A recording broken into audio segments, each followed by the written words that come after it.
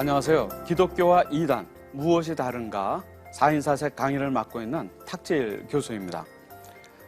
네 번째 강의 마지막 강의로 이번 강의는 이 이단들의 도전에 대해서 우리 신앙인들이, 우리 가정이, 그리고 또 우리 교회가 어떻게 대처해야 될까 하는 그런 지혜를 우리가 나누도록 하겠습니다.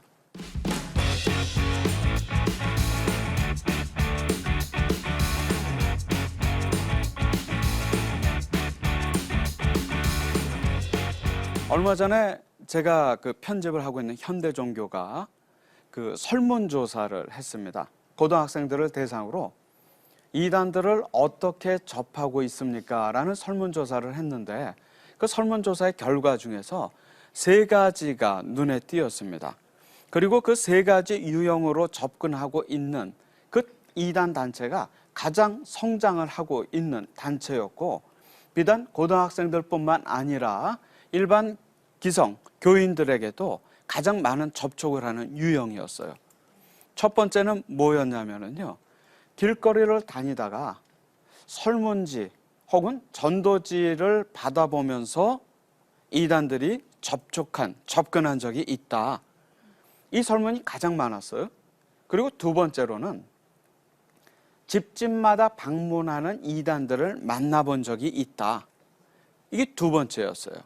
그리고 세 번째는요, 좀 특별한데요, 자기가 선교사다, 목사다, 전도사다라고 교회의 지도자들을 사칭하면서 나에게 접근해서 성경 공부를 하자고 한 사람을 만나본 적이 있다. 이런 3가지 유형이요, 지금 가장 많은 이단들의 접근 스타일입니다. 예를 들어서 신천지 경우에는 우리 신도들의 숫자가 14만 4천 명이 되면 우리 세상이 된다.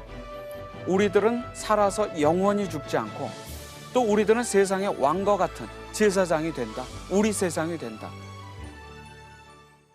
첫 번째, 두 번째, 거리에서 집에서 찾아와서 전도지를 주고 설문지를 주고 성경 공부하자고 그러고 심리 테스트 해주겠다고 하고 도형 상담 해주겠다고 하고 다 수단이죠. 목적은 이단 성경 공부를 목적으로 하기 위해서 이제 접촉점을 만드는 거죠. 근데 세 번째는 좀 독특해요. 우리가 이해하는 종교라면은 사실 거짓말을 하기가 쉽지 않잖아요. 근데 자기가 선교사다, 목사다, 전도사다, 거짓말로 누구에겐가 다가가서 성경 공부를 하자? 우리가 쉽게 보기 드문 모습입니다. 거짓말이지요. 신천지가 그렇게 접근을 하지요. 거짓말.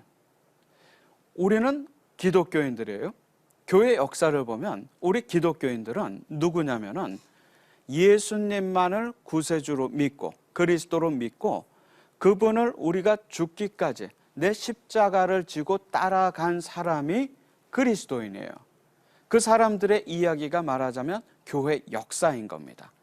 그분들의 맨 끝자락에 여러분이 오늘 앉아 있는 것이죠. 그게 교회의 역사이고 성도의 교제이거든요. 우리 그리스도인들은 세상에 어떤 강력한 권세자가 나타나서 예수 믿지 말아라, 믿으면 죽이겠다, 이런 협박을 했어요. 그럼 기독교인에게는, 신실한 기독교인에게는 선택이 2가지입니다. 하나는 주를 버리고 배교하든지, 다른 하나는 주를 위해서 내 십자가를 지고 박해당하고 순교당하든지. 둘 중에 하나예요. 우리겐 중간이 없습니다. 예수 그리스도, 그분을 증언하는 하나님의 말씀, 우리 신앙의 핵심이거든요. 그런 우리들을 그리스도인이라 하고, 그래서 우리는 어떤 세상을 만나든지 간에 내가 그리스도인인 것을 숨긴 적도 없고 복음을 부끄러워한 적도 없습니다. 세상이 못 받아들이면 할 수 없죠. 고난당하는 것이고. 우리는 거짓말을 하질 않아요, 기독교인들은. 그런데 자신들의 교리 전파를 위해서 거짓말로 우리들에게 다가온다? 그 이유가 어땠든지 간에 그건 정상적인 기독교가 아닙니다. 단호히 그건 기독교가 아닙니다. 근데 이런 모습으로 우리들에게 다가오지요. 또 우리들의 다가오기 전에 이미 우리들에 대한 사전 정보를 또 가지고 다가오기도 하기 때문에 우리가 거절하기가 참 쉽지는 않아요.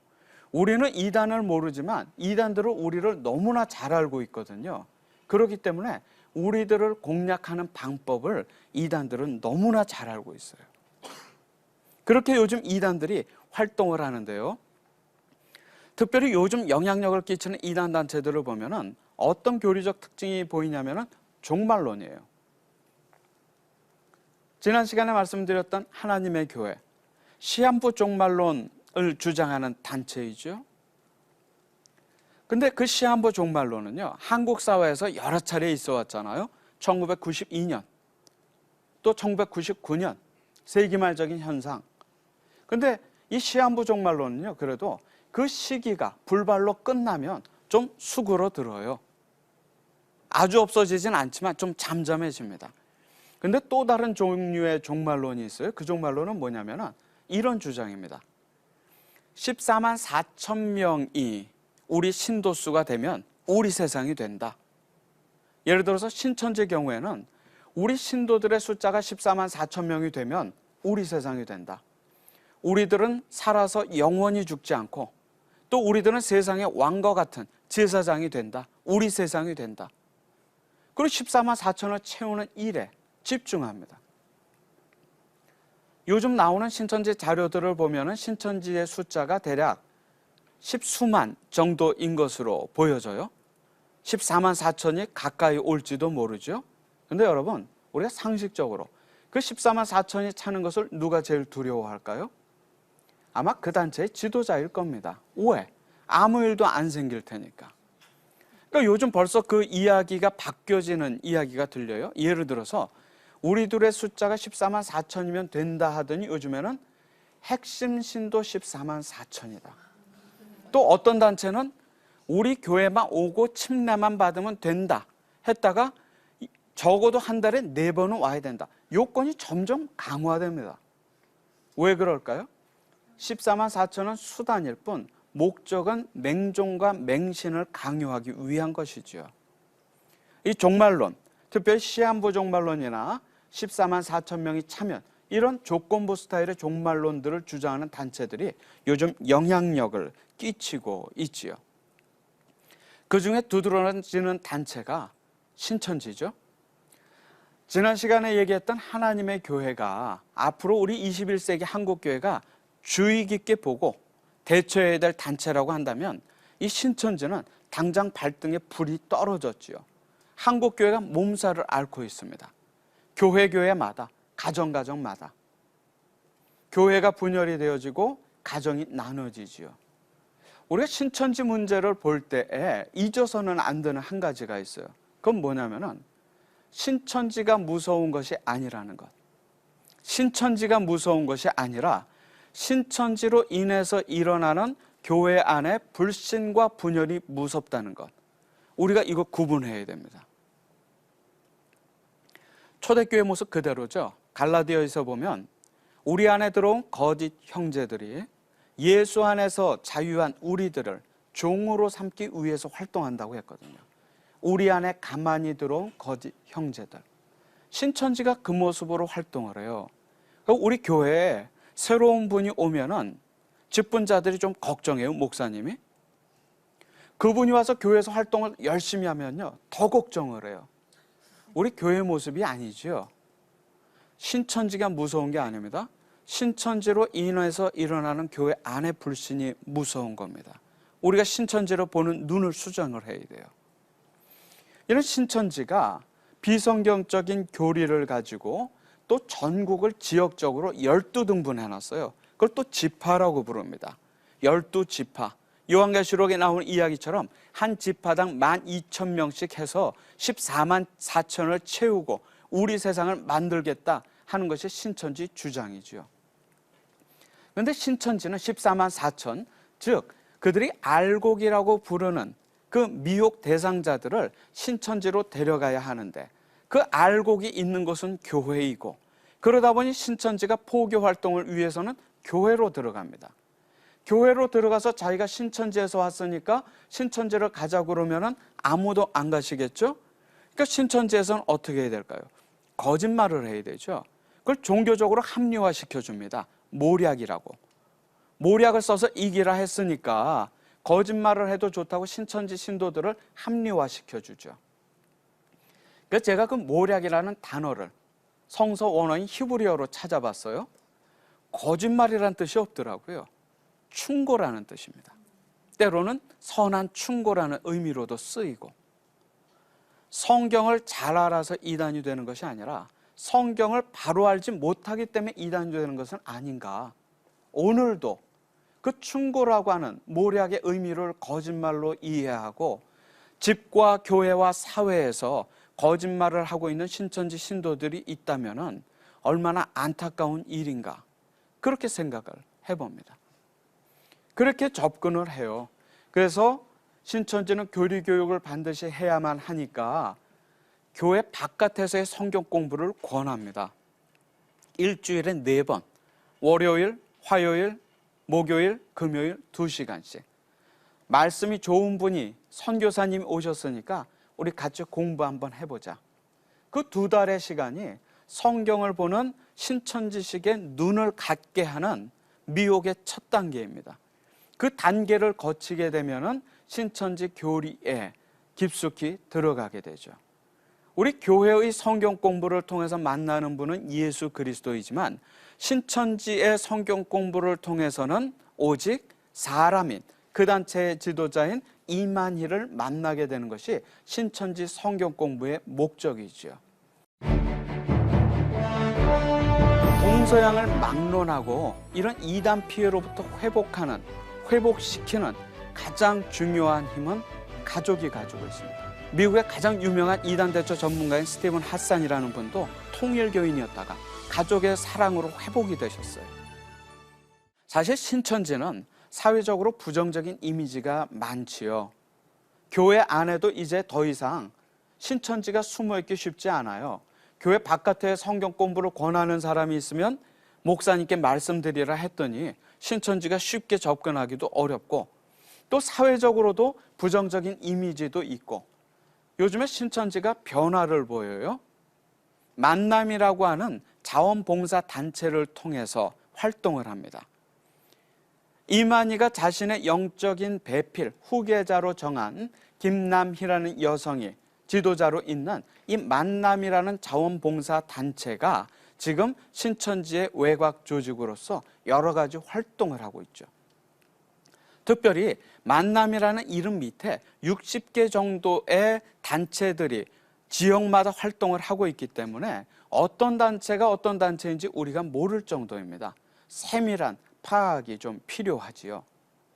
최근에 이 단체 김남희 씨가 외국에서 어떤 이스라엘 대표인가 누구에게 만남을 세상에서 가장 큰 자원봉사 조직으로 본인이 소개를 하는 동영상을 본 적이 있는데 아마 여러분 들어보신 적 없을 거예요. 그렇게 외국에서도 과대 포장을 하는 것을 보게 됩니다. 이 신천지 만남을 통해서 지금 활동을 신천지가 활발하게 하고 있고, 특별히 저희 현대종교에서요, 이만희 씨가 병원 진료를 한다든지 혹은 종교 지도자로서는 보기 어려운 부적절한 언행을 한다든지 하는 것이 언론에 공개되기도 했거든요. 그래서 안타깝습니다. 적어도 기독교인은 거짓말을 해서도 안 되고 본인이 믿고 가르치는 것을 본인의 삶 속에서도 그렇게 살아나아갈 때 우리가 참된 종교인, 참된 기독교인이라고 우리가 볼 수 있거든요. 지난 시간에 말씀드렸던 하나님의 교회 그리고 이 신천지, 이 두 단체가요, 가장 지금 한국교회로부터 주목받는 그걸 활동을 하는 이단 단체인데 최근 이단들의 두드러진 특징들을 보여주면서 성장을 하고 있죠. 자, 한국 역사 속에도 수많은 이단들이 외국에서 한국 전쟁 때 또 최근에 활동하고 있고, 또 하나님의 교회나 신천지처럼 우리에게 집중적으로 다가오는 이 이단들, 우리가 도대체 어떻게 대처해야 될까? 첫 번째로요, 이단 문제는 교리의 문제를 넘어섭니다. 이단 문제는 실정법의 문제일 수가 있습니다. 우리가 교리적으로 이야기해도요, 명예훼손이 될 수도 있고 사회적 실정법상의 문제가 될 수 있습니다. 이 말씀은 무엇이냐면은 우리가 이단에 대처하되 지혜롭게 해야 된다는 겁니다. 공신력 있는 정보를 가지고 정확하게 이단을 비판하지 않으면 우리가 오히려 어려움을 겪을 수도 있다는 것이죠. 만약에 우리가 잘못된 정보를 사용해도 그것이 교회의 공익을 위한 것이었다고 한다면 그것이 실정법상 위반은 안 됩니다. 여러 가지 법적인 해석이 가능하기 때문에 지난번 말씀드린 대로 내 가정, 교회에 이 이단의 피해가 있었을 때는 우리가 담대하게 대처할 필요가 있습니다. 단, 불필요한 문제를 겪지 않기 위해서는 우리가 이단 대처를 하되 공신력 있는 정보를 가지고 전문가의 도움을 받아서 대처를 해야지요. 그리고 이단 문제는 우리가 쉬쉬 덮고 모른 척 할수록 이단 문제는 골마갑니다. 내가 내 주변에 이런 이단 문제가 생겼을 때는 목사님과 반드시 상담해 주셔야 해요. 빠른 대처가 의학적인 용어로 말씀드리자면 예후가 좋습니다. 그렇게 대처 방안을 갖는 것이 이단 대처에 중요하지요. 우리가 위기에 처했을 때 119 누르는 것처럼 영적인 119가요, 목사님에게 알리는 겁니다. 목사님과 상담하고 이 문제를 혼자 고민하지 말고 전문가들의 공신력 있는 그런 견해나 자료들을 가지고 대처를 해야 되는 것이 중요하지요. 두 번째로는요, 이런 공신력 있는 정보를 통해서 이단에 대처함과 동시에 우리들이 스스로 올바른 기독교인이 되고자 노력해야 됩니다. 잊어서는 안 되는 것은 이단 비판보다도 더 중요한 것은요, 하나님 말씀 위에 바로 서는 것입니다. 여러 많은 다른 강사분들이 하나님의 말씀을 여러분에게 전하는 것이 이단 비판하기 위해서 오늘 이 자리에 선 저의 강의보다도 100배, 1000배 더 중요합니다. 우리가 그 우선순위 혼동해서는 안 되겠어요. 하나님의 말씀 위에 바로 서는 것이 중요하지 이단 비판하는 게 중요한 것은 아닙니다. 하나님 말씀 위에 우리가 바로 섰을 때 이단 분별과 비판은 공짜로 주어지는 하나님 은혜의 선물입니다. 하나님 말씀에 우리가 모른다고 한다면은 어떻게 그것에 기초해서 이단들을 비판할 수 있겠어요? 어불성설이지요. 그렇지 않습니까? 우리가 진짜를 알아야 가짜를 분별할 수 있듯이 웨슬레가 그렇게 얘기했어요. 천년의 중세교회를 개혁한 종교개혁자들을 비판하면서 교회의 새로운 모습을 갖고자 했던 경건주의자들, 그 웨슬레가 이렇게 얘기했어요. 우리 기독교인들이 복음에 대해서 할 것은 두 가지다. 하나는 복음을 믿는 것, 다른 하나는 복음대로 사는 것. 저희 같은 신학자들이 말씀을 복잡하게 만들지요. 말씀은 간결하고 확실합니다. 주님의 말씀을 믿고 남녀노소가 들어도 이해했던 그 말씀대로 사는 것, 그게 이단 대처의 가장 효과적인 방법이지요. 우리가 오히려 성경 가운데 바로 서지 못했기 때문에 비성경적인 주장을 분별할 수 있는 눈을 갖지 못하는 것이지요. 평범한 믿음 생활, 실천, 그게 이단으로부터 우리를 지키는 것이고, 우리가 말씀과 교회를 중심으로 살 때 결코 이단의 미혹에 노출될 수가 없는 것이죠. 특별히 4번에 걸친 제 강의를 마무리하면서 이 방송을 혹은 보고 계실지 모르는 피해자들 그리고 피해자 가족들에게 제가 꼭 드리고 싶은 말씀이 있습니다. 먼저 우리 피해자 가족분들에게는요, 동서양을 막론하고 이런 이단 피해로부터 회복시키는 가장 중요한 힘은 가족이 가지고 있습니다. 미국의 가장 유명한 이단 대처 전문가인 스티븐 핫산이라는 분도 통일교인이었다가 가족의 사랑으로 회복이 되셨어요. 가족은, 교회와 주변 지인들은 힘들어서 그 끈을 놓더라도 가족은 그 끈을 놓기가 쉽지가 않습니다. 가족들은요, 힘들어도 인내로 그 끈을 가지고 갈 수 있어요. 물론 무조건 이해하라는 것은 아니에요. 하지만 가족들이 모여갖고 교리 비판하면서 가족들의 논쟁이 일어나고 나뉘어지는 것, 전 조심스럽다고 생각해요. 두 가지입니다. 하나는 네가 지금 속한 그 단체, 그 주장, 이단적이다. 적어도 나에게 네가 그것을 강요해서는 안 된다. 그런 단호함을 보여주면서 주님의 사랑을 끊을 수 없는 것처럼 나도 너에 대한 사랑을 결코 놓지 않겠다. 끝까지 사랑하고 기도하겠다. 기다리겠다. 그 소망의 메시지를 분명하게 줄 필요가 있죠. 가정은요, 어떤 주의 주장보다도 가장 중요합니다. 우리 피해자 가족들이 계시다고 한다면 주님이 정하신 때에 그분의 방법으로 회복시켜 주실 것을 믿고 있습니다. 그건 가능성의 문제가 아니라 시간의 문제예요. 그 소망의 끈을 놓지 않기를 간곡하게 부탁드리고 싶고요. 두 번째로, 아직도 그곳에 있거나 최근 이탈한 분들, 가정으로 돌아오기, 교회의 문턱을 넘기가 쉽지 않으실 거예요. 이단 단체에서 나온 분들에게 나타난 일반적인 현상은 교회가 좋아지는 것이 아니라 이단도 싫고 교회도 싫어져요. 그렇기 때문에 용기가 필요하죠. 최근 이단 단체로부터 나온 분들이 있다고 한다면은 교회의 문턱을 넘어설 수 있는 용기, 자신에게 도움이 필요하다는 것을 주변에 밝히는 용기, 그 용기를 꼭 가지시라고 제가 권해드리고 싶어요. 그리고 마지막으로 이러한 피해를 겪고 있는 교회, 그리고 우리 일반 성도님들께 부탁드리고 싶어요. 우리 교회의 본질은 이단에 빠진 사람들을 분리하고 정죄하는 것이 교회의 본질도 아니고 이단 대처의 목적도 아니라는 것. 이단 대처의 목적은 분리와 정죄가 아니라 이단의 피해를 치유하고 회복하는 것이 이단 대처의 목적이고 교회의 본질입니다.